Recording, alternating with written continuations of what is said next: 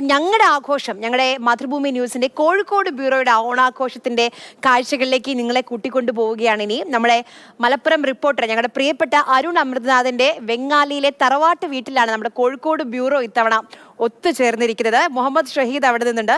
ഷഹീദ്, എനിക്ക് ചോദിക്കാനുള്ളത്, ഓണസദ്യയിൽ എന്തായിരുന്നു സ്പെഷ്യൽ? മലബാറിന്റെ ഓണസദ്യ എന്ന് പറയുന്നത് അത് നല്ല ഡിഫറെന്റ് തന്നെയാണ്, വ്യത്യസ്തമാണ്. അപ്പം എന്തായിരുന്നു ഓണസദ്യയുടെ സ്പെഷ്യൽ ഐറ്റം ഇന്ന്?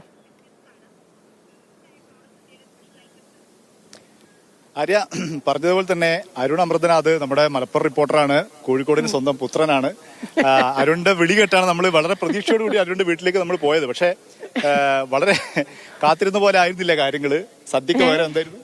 അത് ഷഹീദ് ഖാനെ പറയുന്നല്ല ഡയലോഗ്.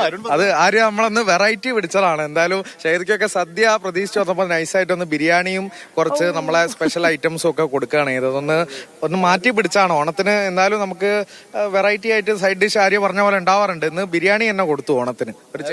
ആര്യ, നമ്മൾ വരുന്ന സമയത്ത് സദ്യ, അതിന്റെ കൂടെ കൂട്ടുകറികള്, മറ്റ് വിഭവങ്ങൾ, ഇതൊക്കെ പ്രതീക്ഷിച്ചിങ്ങനെ നാവില് വെള്ളമൂറി പോവുകയായിരുന്നു. അപ്പോഴാണ് എല്ലാം തകിടം മറിച്ചുകൊണ്ട് കാര്യങ്ങൾ. ഇംതിയാസേ, എങ്ങനെ ബിരിയാണി ഓണം എങ്ങനെ ഉണ്ടായിരുന്നു? അല്ല, ഗംഭീര ബിരിയാണി അല്ലേ. വെങ്ങാലിയിലെത്തി അരുണിന്റെ വീട്ടിൽ നിന്നൊരു വ്യത്യസ്തമായ ബിരിയാണി കഴിക്കാൻ പറ്റി. തിരുവോണമാണ്, തിരുവോണത്തിന്റെ ഒപ്പം തന്നെ നമുക്ക് പകരം വിടണം. അല്ല, അത് അടുത്ത ഓണത്തിനോ അതോ വിഷുവിനോ എന്നാണ്? ഇപ്പൊ നമ്മള് നിൽക്കുന്നത് പെരുന്നാളിന് അങ്ങോട്ട് സദ്യ കൊടുക്കണം അരുൺ, അങ്ങനെ നമുക്ക് പകരം വീട്ടണം. തീർച്ചയായിട്ടും ഇംതിയാസ്, നമുക്ക് പെരുന്നാൾ വരുന്നുണ്ട്. പെരുന്നാളിൽ നമ്മൾ ക്ഷണിക്കുമ്പോൾ സസ്പെൻസ് ആണ്, വിടില്ല. സദ്യ തരും പെരുന്നാളില്. ആര്യ പതിവായി മലപ്പുറത്താണ് ബിരിയാണിക്ക് വരെ സദ്യ തരും. അതെ, ഇന്ന് തീർച്ചയായും ലൈവിലും ഫ്രെയിമിലും ഒന്നും ഉണ്ടാവില്ല എന്ന് വിചാരിച്ചാണ്. അപ്പോഴാണ് ഒരു ഷഹീദ്ക്കയുടെ ഇംതിയാസിന്റെ ഒക്കെ ഒരു എൻട്രി ഉണ്ടായത്. അപ്പൊ എന്തായാലും ഒരു വെറൈറ്റി തന്നെ വേണ്ട. ഇനി എന്തായാലും പെരുന്നാളിന് നമുക്ക് ഇന്ന് നബിദിനം കൂടെ ആണല്ലോ, അപ്പൊ മിക്സ് ആയിട്ടുള്ള ആഘോഷങ്ങളൊക്കെ നടക്കുക. ഇനി പെരുന്നാളിന് എന്തായാലും ഇംതിയാസിന്റെ ഒക്കെ സദ്യ ഉണ്ടാവും എന്നാ പറയുന്നത്. ആര്യ, പിന്നെ നമ്മളിപ്പോ നിൽക്കുന്ന അരുണിന്റെ വീടിന്റെ തൊട്ടടുത്ത് വളരെ പ്രകൃതി രമണീയമായ സ്ഥലമാണ്. ഇപ്പൊ ഇവിടെ എത്തിയപ്പോഴാണ് നമുക്ക് ഇതിന്റെ വിശേഷങ്ങളൊക്കെ മനസ്സിലാക്കും. ഒരു തുരുത്താണ്, ഒരു ദ്വീപ് പോലുള്ള സ്ഥലം. നമുക്ക് ദൃശ്യം നമുക്ക് കാണാൻ പറ്റും.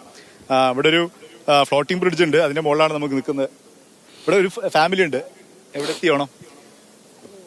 നന്നായിട്ട് പോകുന്നു. അല്ല, കുരാശുണ്ടാണ്. ഇവിടെ എങ്ങനെ എത്തിപ്പെട്ടു? ഇവിടെ നമ്മുടെ ഫാമിലി ഉണ്ട്, റിലേറ്റീവ്സ് ഉണ്ട്. അപ്പം നല്ലൊരു സ്ഥലമാണെന്ന് പറഞ്ഞപ്പോ ഇങ്ങോട്ട് വന്നതാണ്. അടിപൊളി, ഒരുപാട് സന്തോഷം. നല്ലൊരു നാടാണ്, ഇവിടുന്ന് പോവാൻ തോന്നുന്നില്ല. നല്ല അടിപൊളി. ഓ ഓണം നല്ലതാണ്, കുഴപ്പമില്ല. വൈകിട്ടൊക്കെ സന്ദർശനം പതിവാണല്ലേ? വൈകിട്ട് പഴയതുപോലെ അല്ലല്ലോ ഇപ്പൊ. ഒളിച്ചിരിക്കുന്നുണ്ടല്ലോ ഒരാള് ഇവിടെ. ഹാപ്പി ഓണം. ടീഷർട്ട് തന്നെ എഴുതി വെച്ചിട്ടുണ്ട്, അത് പ്രത്യേകിച്ച് പറയേണ്ട ആവശ്യമില്ല. എന്താ സ്ഥിതി? ഓണം എവിടെ എത്തി? ഓണം അങ്ങനെ പോകുന്നു, അടിച്ചോളിക്കും. ഓക്കെ, ഫാമിലി ആയിട്ട് തൊട്ടപ്പുറത്ത് ആര്യ നമുക്ക് കാണാം. ഇവിടെ ഒരു പാർക്ക് ഉണ്ട്.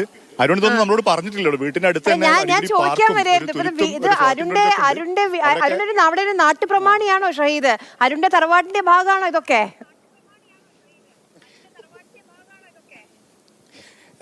അങ്ങനെ ഒന്നും പറയുന്നില്ല, ഒന്നും വിട്ടു പറയുന്നില്ല അരുൺ.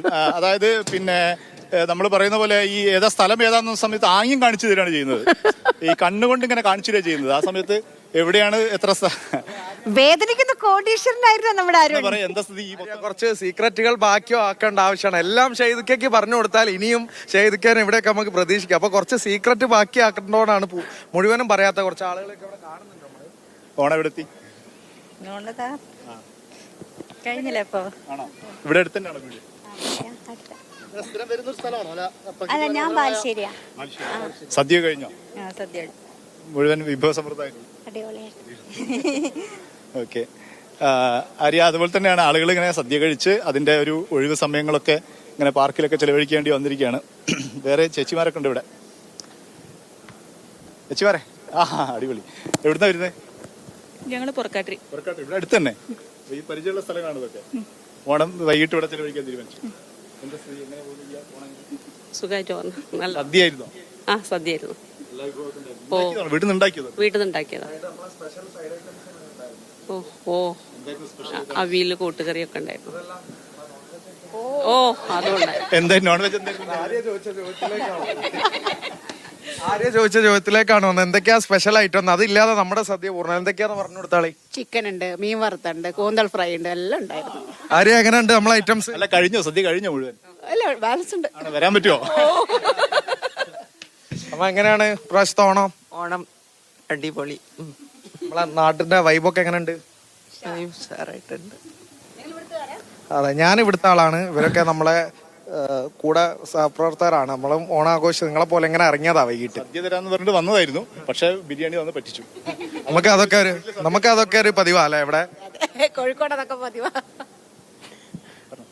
ആ രീതിയിലാണ് ആളുകൾ ഇപ്പം ഈ പാർക്ക് ഉണ്ട്, വളരെ സുഖകരമായ ഒരു ഞാൻ പറയായിരുന്നു ഷൈദ, ആ എവിടെയെങ്കിലും പാർക്കിന്റെ ഏതെങ്കിലും സൈഡിൽ അരുൺ കുടുംബവക എന്നെന്തെങ്കിലും എഴുതി വെച്ചുള്ള ബോർഡ് ഉണ്ടോ നോക്കാൻ, ഒന്നും വിട്ടു പറയാത്തതിനെ കൊണ്ടേ. അല്ലെ, ഒരു സൈഡിൽ എഴുതി വെക്കാൻ പറ്റില്ല, കാരണം മൊത്തം അരുണ്ടതാണെന്നാണ് എനിക്ക് തോന്നുന്നത്. നാട്ടുപ്രമാണിയാണ് ഇവിടുത്തെ.